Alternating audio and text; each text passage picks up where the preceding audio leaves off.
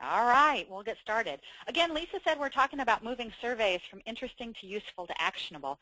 I kind of laugh about doing this webinar because I think this has been the theme of a lot of our work over even the past 5 years.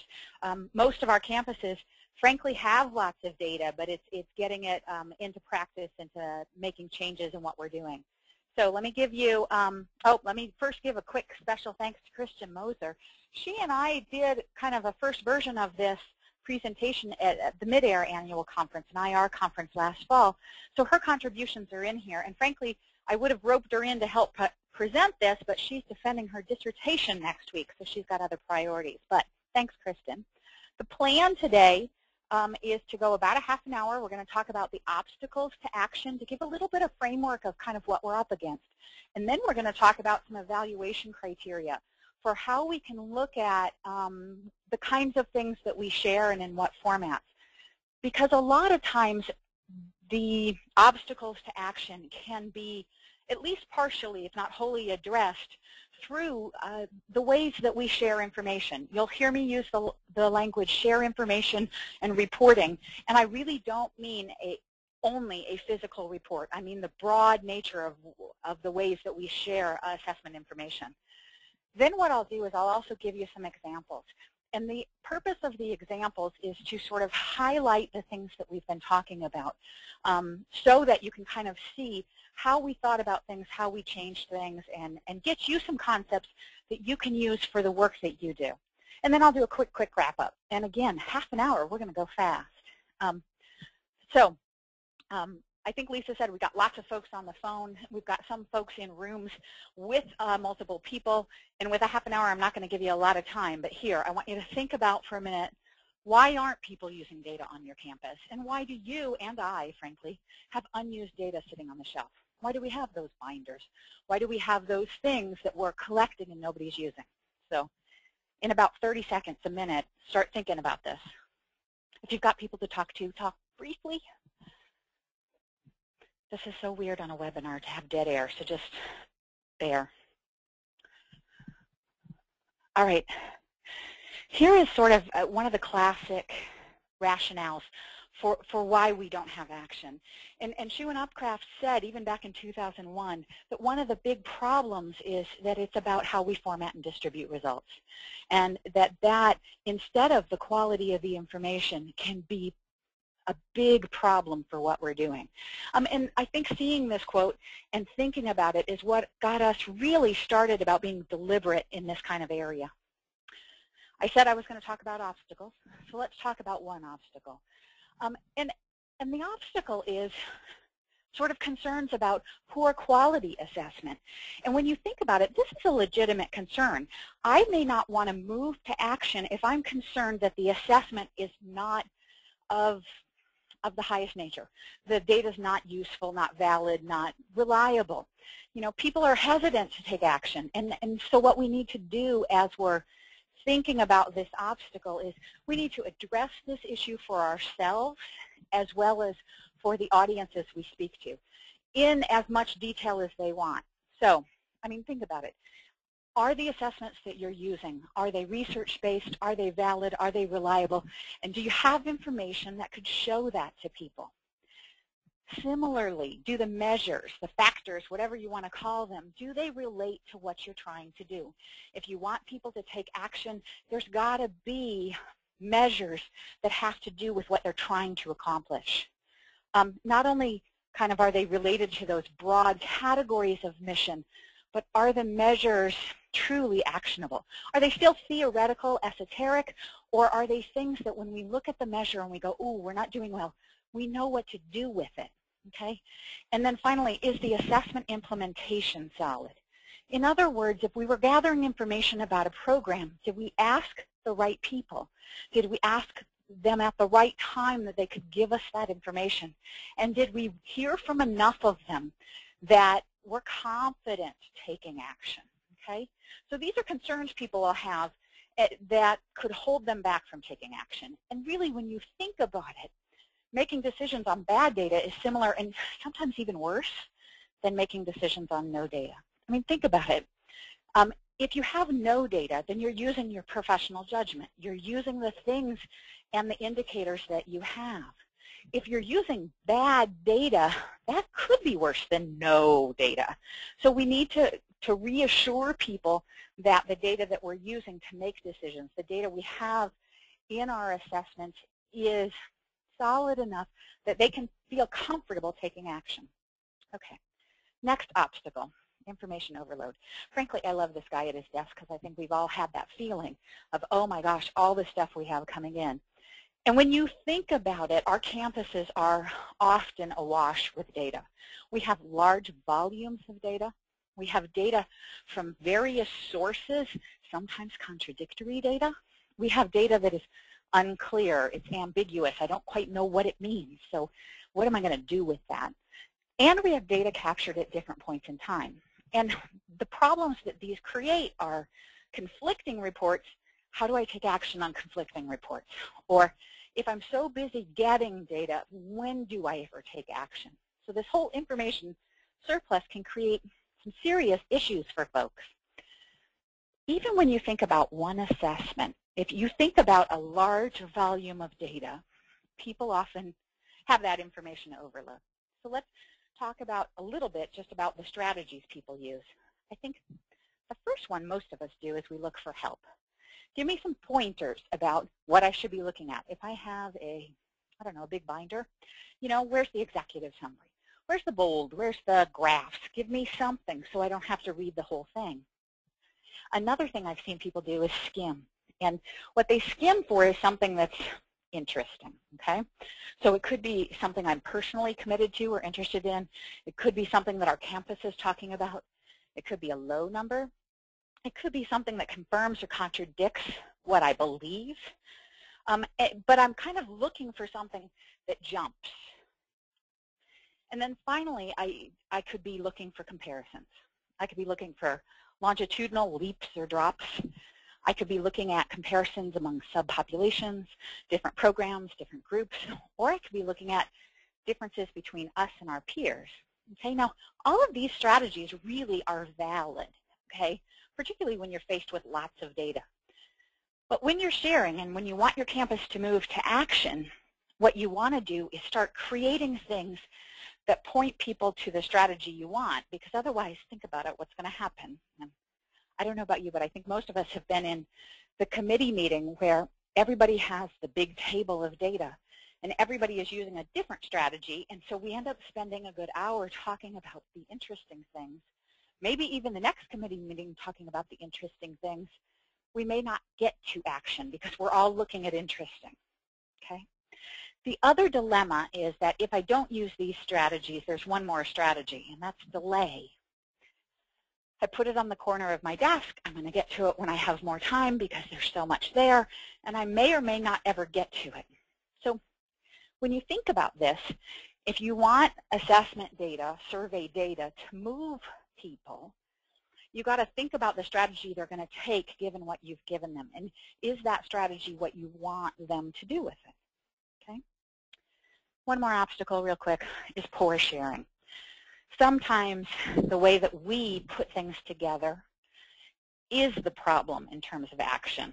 Okay, so we have solid data, we have solid assessment, we've tried to contain some overload, but we may or may not have done the right things in terms of getting people the information. For instance, it's not easy to find it, it's not easy to get it, so that's one thing we think about as we put it together. Are the results easy to understand? Are they intuitive? Are they visual? How much can I make sense of it? And do the results focus my attention? Is it the giant table of data, or are there little pieces that are kind of, I don't know, bite-sized, so to speak? And then in that same vein of packaging and formatting, there's the issue of audience. Are the results, is this sharing or whatever, presented in a way that fits my audience, their learning style? Are they qualitative? Are they quantitative? Do they like details? Do they like summaries? What's their level of expertise? Does it link to what they have to do? If the links aren't obvious, it takes a special group of someone to make the leap. So if you really want action, it's important to help with that issue. Okay? And then do the results include topics that they care about? If it's still so theoretical or still so esoteric that they can't get enthusiastic about it, it's going to be hard to get to action. Simple motivation issues. And the last one I think is kind of one of those that we forget about, but we hear a lot is, you bring university level or college level data to the table. We talk about how interesting it is. And somebody will inevitably, and rightfully so, say, you know what, I think that's really important and valuable, but it doesn't reflect my students, the students that I work with, because my students are somehow different.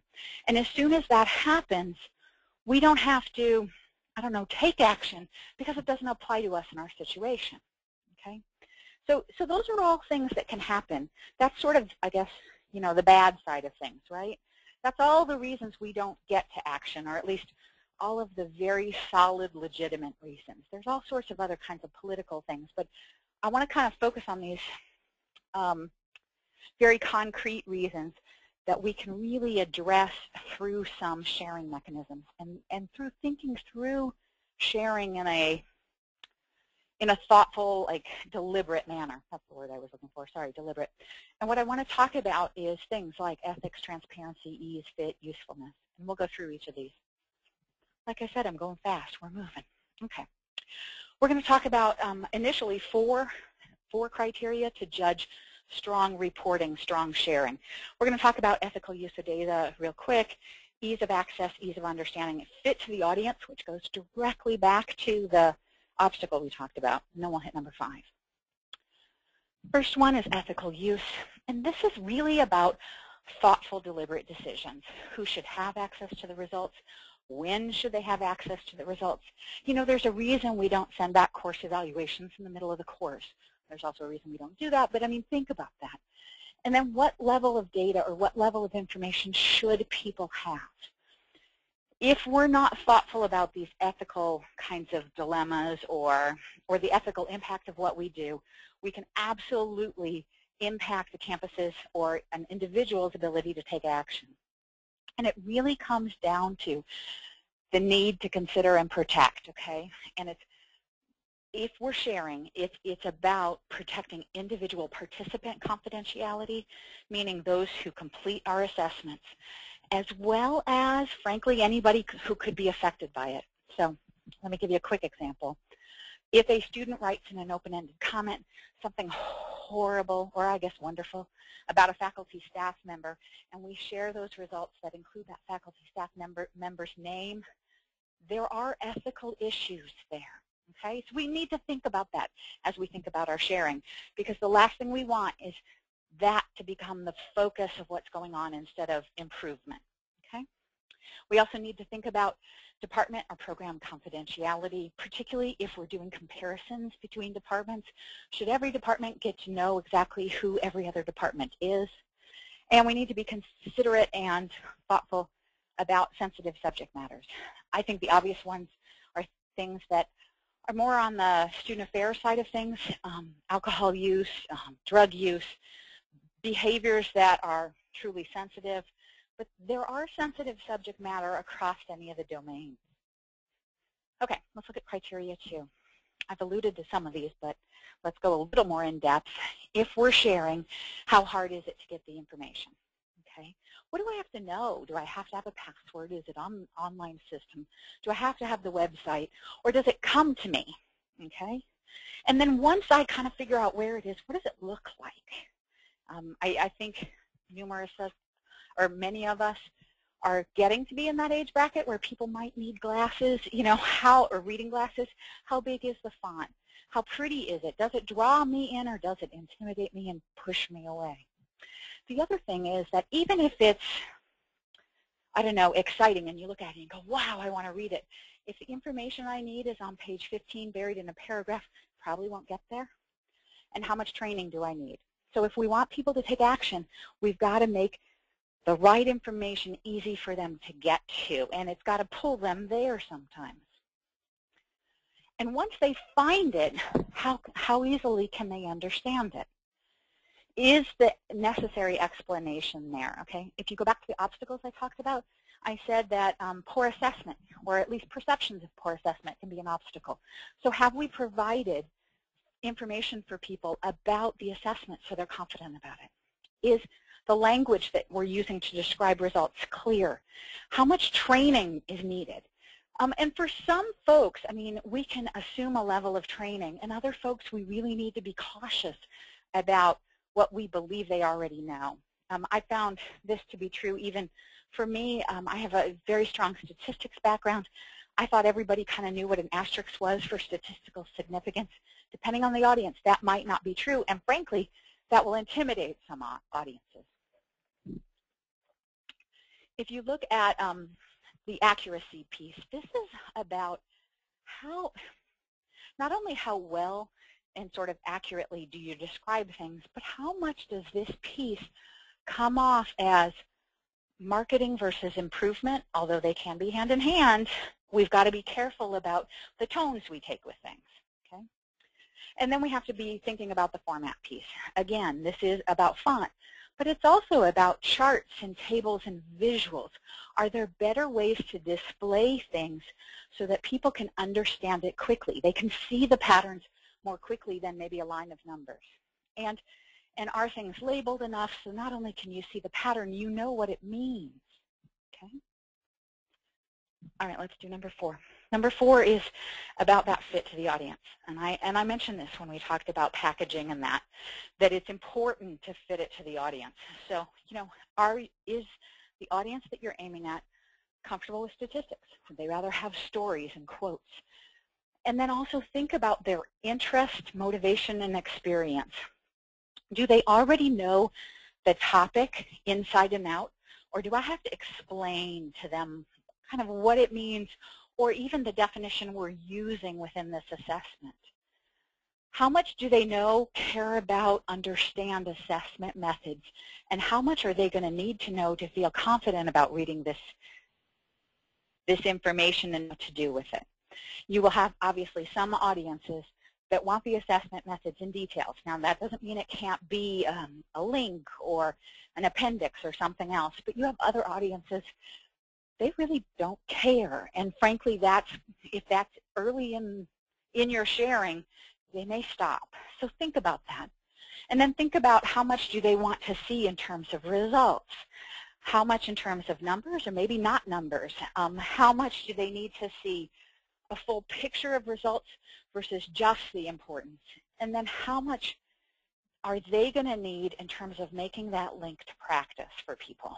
Okay, so if we have this point of data, what does it mean for me as an individual in my work with students? And what might I do differently given these results? And I have to tell you, for each of these, there are audiences where they need this, or there are audiences where they don't, or it may not be appropriate. Implications for one. That one may be one that you would think you would always put in there, but there are situations where it would be impertinent, I think is maybe the word, for me to tell somebody what to do with their program based on these results. I can walk all the way up to that line. I can describe, you know, what our assessment is. I can describe the results. I can even show the important ones. But for me to tell you what changes you need to make may cross the line. And so it's something to really, I don't know, think about and be deliberate with. I guess that's my word for today, deliberate. The other thing to really think about, some sort of nitty-gritties, are how much time is the audience going to have available to process this. You have people, and I have to say at all levels, who, and particularly I think, you know, now, so many of our campuses are so lean that although they might want to, their time is going to be limited. So we need to tailor what we give them to the time we think that they have available or allotted for this, okay? And then we also need to think about what level of data. And that goes back to the my students thing. How much my students, or, you know, at which point is it my students? Maybe it's all the way down to a group or an individual. Maybe it's very, very high, depending on who you're talking to. Okay. And then the 5th criteria, and this is, I think, the big one, obviously, I've been alluding to it, is focus attention. You see the poor woman with the stack of papers behind her. I mean, in essence, That's the way most of us are, except the stack of papers is on our computer, it's on our iPhone, it's on our iPad. Emails alone, are overwhelming us. So we need to help people focus attention not only on what we're providing, but what within what we're providing is meaningful, is actionable. Okay? So when we're looking at reports, we need to think about, does this report highlight and emphasize the important results? Is it 10 tables of data, or is it the important things that matter? And how are we going to differentiate between important and non-important? Okay.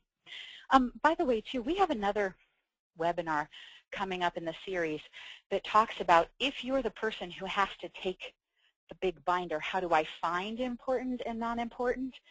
But for right now, what I want to basically say is that once you've found it, we've got to, in essence, do the heavy lifting, do the work for the audience. Okay? Does the report discuss the implications? Does it link to practice? And does it help professionals determine what they should do? Now, part of this piece truly is about reporting. Do we get out the information that they need, and do we give it to them in a way that either we tell them the next steps, or that we've, again, led them up to the line so they can look at it and go, wow, given that scenario, given my professional judgment and my expertise about what we do, this is the next step we should take. We don't have to spend all the time discussing interesting. Okay, so let me show you some examples. And what I will work really hard to do is, as we look through the examples, kind of reference the obstacles and the criteria so that you can kind of see them in action, so that in essence what I'm trying to do is role model for you what I think that many of us need to do about the kinds of sharing that we're doing. Okay? And what I'm going to do is start with a report that actually went to students, because it's not a group we report to often, and yet we all know them, and we all know a lot about their needs. This is a report that goes directly to students. It's coming off of MAP, or now MapWorks. It had 3 purposes. It goes out early to students based on kind of an early survey. And what we were trying to do, and what we're still working on, is we're trying to realign students' expectations, help them to plan for their success, and help connect them to appropriate resources. Really solid goals that we all kind of want to do for students as they're coming through and beginning at our institutions. Now, this is the old MapWorks report. I know you can't read it. You frankly don't even need to look at kind of the criteria here. This is a report that would go to a student that kind of talks about what we learned from them, from their assessment, and what that means for them. Now, when you think the 5 criteria, ethical, it's fine. Jane gets Jane's report, and Jane gets Jane's data. Ease of access, at one level, it's really good. It's sent to it at the time when this was all paper. It was sent to her, delivered to her, so she got it. At another level, and this is 3 pages out of typically a 6 to 8 page report for most students, the other level, ease of access, is where's the important information? Can you find it? Can you see it? And is it something that would draw you in? Ease of understanding, I mean, there are some nice charts, but it's paragraphs. And when you think fit to audience, that's where we, in my opinion, absolutely missed the mark. It was individualized, which is really cool, and students like that. But as one student said to me in a focus group, it looks like homework. And think about students. It looks like homework is really not the way to engage them. And it doesn't really do a great job of focusing their attention. So we did really well probably for 1990, not so great for 2005. Now let me show you, well, let's talk through a little bit. Students are tech savvy, particularly 2005, 2012. They're not interested in paper. They want immediate, they want personalized, and they want it engaging and easy. So student language, graphics, bullet points, make it simple, make it straightforward, and do some of the heavy lifting for them. So you want to see what we did? These are some screenshots from an online system, and I have to tell you one thing to kind of remember is that in the online environment there's movement, these graphics, there's like pieces of them move, there's music, there's interactive features to it, so it's a completely different sharing mechanism. And if you want to real quick take a peek, this student said they're getting A's and they're not really attending class, paying attention, and taking good notes. It's probably not a good plan for this student. There's also at the end of the report, here are the resources, so connecting them up to resources. And can you see how, if you take that criteria, we're much closer to the mark in terms of engaging our students. We also created a new printable report that students then can take with them to their advisor, their FYE class, whatever. And again, notice the color, the graphics, the general appeal. Talk about drawing somebody in. Somebody laughed because they said that this part almost looks like these 9 out of 10 students, almost looks USA Today. But if that's what pulls them in so that they pay attention and then change behaviors, that's what we want. It's about action. All right, let me show you another example. This is also from MapWorks, but this is the data that would go to faculty staff about an individual student, to an advisor, hall director, first-year seminar instructor. And the idea is to provide information for a one-on-one meeting or to help them identify students who are at risk. This is the old report. It's a nice black and white document that could fit in a file. It is ethical. Ease of access, again, it was sent to them. It's in the file. It's nice, but it doesn't really fit the audience, particularly if you look at staff needs. They need to know which students are at risk. Okay, now think about that. Can you tell if that student's at risk? It's a lot harder. Time is precious. Usefulness is key, and it really should link to what staff are doing. I have a meeting, so I'm going to pull out this report and I'm going to read it. Ugh. Let me show you the new stuff. This isn't the new stuff. This is Kayla Beck's, a fake student. You can see the big green check box. She's not at risk. And the strengths and weaknesses would be the very things that I would want to talk to her about. Notice the simplicity. Notice how it fits to the job tasks. Notice there's no statistics even, okay? There's also a second screen, which is a dashboard kind of a screen. And again, we've got graphics that draw attention. Colors communicate the overall context. You can tell that this student has some real risk indicators by the red at the top and the fact she said she's leaving. You can also see that the risk is coming from socio-emotional. No statistics, no understanding, but I can use it. I can make changes. All right, and let me show you one more example because we're getting close to time here. What about decision makers? That's individual level data. Here's the sort of typical data sheet. And actually, this is a typical data sheet for us. This might be absolutely wonderful for somebody who likes data. Now, let's think about a decision maker. Lots of our decision makers, they really want to get to the bottom line. What would be most useful for them? Well, tell me what needs attention. Tell me where I'm going to get return on investment. And give me some benchmarking to understand the kind of value of what I'm looking at. This is a screen from our online reporting system. It's called Recommendations for Improvement. And I want you to notice a few things about this. We lay out not only the recommendations, we prioritize them for people. We organize them into high impact factors and low impact factors. So even if this is data from first year initiative survey, so it's about a first year seminar kind of a course. So even if improved connections with faculty is low, if my goal is to improve the overall course effectiveness, these things are not going to help me. These are, and usefulness of course readings is number one. Also, if I'm a decision maker, I want you to see the visuals in terms of benchmarking and comparisons here. Again, if I'm looking at that usefulness of course readings, because it's our first predictor, and I want to know how we're doing. Maybe students just don't like course readings. Well, if I look, performance on all institutions in the Carnegie class are good. They did better, or we did better than all institutions in our Carnegie class. But look, we're doing worse than our peers. We may want to go talk to a peer about what they're doing, what readings are they picking that we're not. And we might want to drill down to see, what does that mean, usefulness of course readings? Well, I can go see that students didn't think our course readings were relevant, helpful, or interesting. That tells me exactly the kinds of things I need to be looking for as we choose course readings for next year. Okay? So here's the value of the examples I just gave you. There's a couple things I didn't highlight that you might want to think about. One is I didn't demonstrate the assessment quality. Our work has all of that underlies it, but I thought that tends to be more of a researcher thing, and you might want a researcher kind of helping you put that together. I also didn't demonstrate issues related to ethical reporting because, in essence, we do ethical reporting. So So I don't have any sort of this is the old, this is the new kind of example. And ethical reporting is about thoughtful decisions.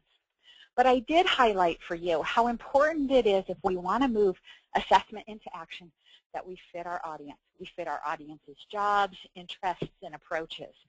The importance of using visuals to help them get through what, sometimes we throw out that word assessment and that alone makes people uncomfortable. Whereas if we throw out a cool visual with greens and reds and other things, it doesn't feel like assessment. I showed you some of the benefits of simplification. We don't have to have data tables for everything. I showed you some examples that show how to focus attention and how to point to specific actions.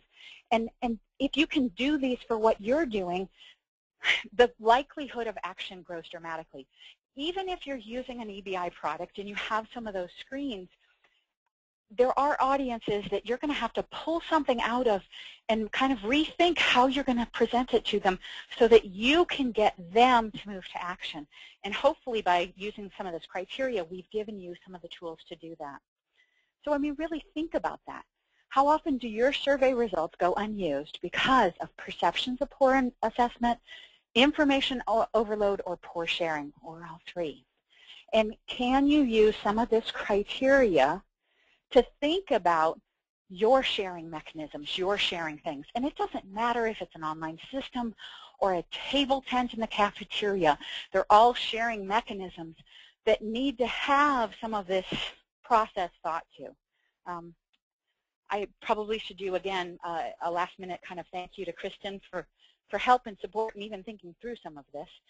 But it fundamentally comes down to, as you think about this, how can you change to spur more action? What can we do to kind of prompt people, move people, make it easy for people? Here's a few things about EBI in case it's useful. Our mission really is about improving retention, student success, and the quality of student experiences.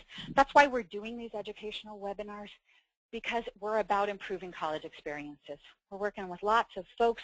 We have phenomenal things, kind of the range of things. I know we have a variety of folks on the line, both from the academic affairs and the student affairs side, as well as sort of retention and MapWorks projects. And I can't believe we got them all into one webinar. And if you need more information about us, from us, it's here. There's also those food for thought webinars are on our website, including that one that I mentioned before about if you're the person who gets the big set of data and you need some strategies for how to look through data and find those important pieces. That webinar is coming up, and I think I might have went over. Lisa, how do we do? You're fine. Most of the folks stayed with us, so thanks everyone for hanging in. As Sherry mentioned, there are future dates and topics for our Food for Thought webinars posted up on our website in our community section under events. And all of the Food for Thought webinars are actually listed under training. Well, they're not exactly training. We're kind of a little bit more educational. That's kind of where we've pasted them and posted them for right now. So if you're looking for them, that's where they'll be. I did get a couple of questions as we were going through today's presentation. I did want to make sure everybody that's on and still on knows that the session was recorded, and we will make it available for all the folks that registered for today's webinar. We'll post out a link to download the presentation probably in the next 48 to 72 hours. So you will have access to this after today. And thanks again for everyone for attending. We appreciate you coming along and spending your lunch hour with us. So we hope they send you back to work with lots of good, armed with some good information and some ideas to share with others. And thanks again. Great. Thanks, Lisa.